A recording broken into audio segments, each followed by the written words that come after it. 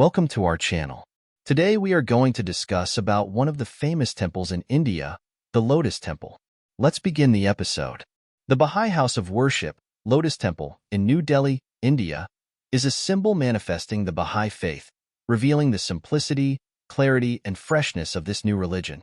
According to the architects of the Lotus Temple, a design was chosen that would be familiar to the Indian people, without imitating any of the architectural styles of India.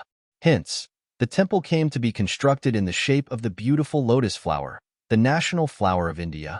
The lotus has always enjoyed an unparalleled popularity throughout the length and breadth of India from the earliest times down to the present day, as shown by its predominance in literature and art.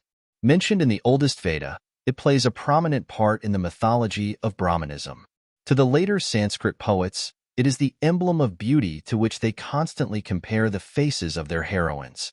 The lotus, moreover, enters into Indian art of all ages and all religions as a prominent decorative element.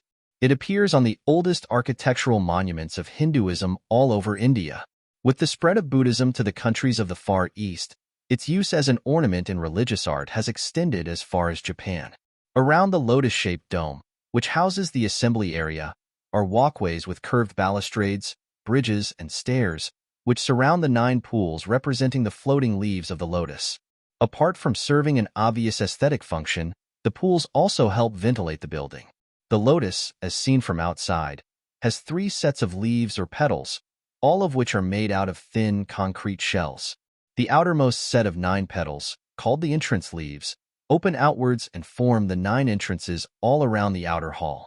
The next set of 9 petals, called the outer leaves, point inwards. The entrance and outer leaves together cover the outer hall. The third set of 9 petals, called the inner leaves, appear to be partly closed. Only the tips open out, somewhat like a partly open bud. This portion, which rises above the rest, forms the main structure housing the central hall. Since the lotus is open at the top, a glass and steel roof provides protection from rain and facilitates the entry of natural light into the auditorium.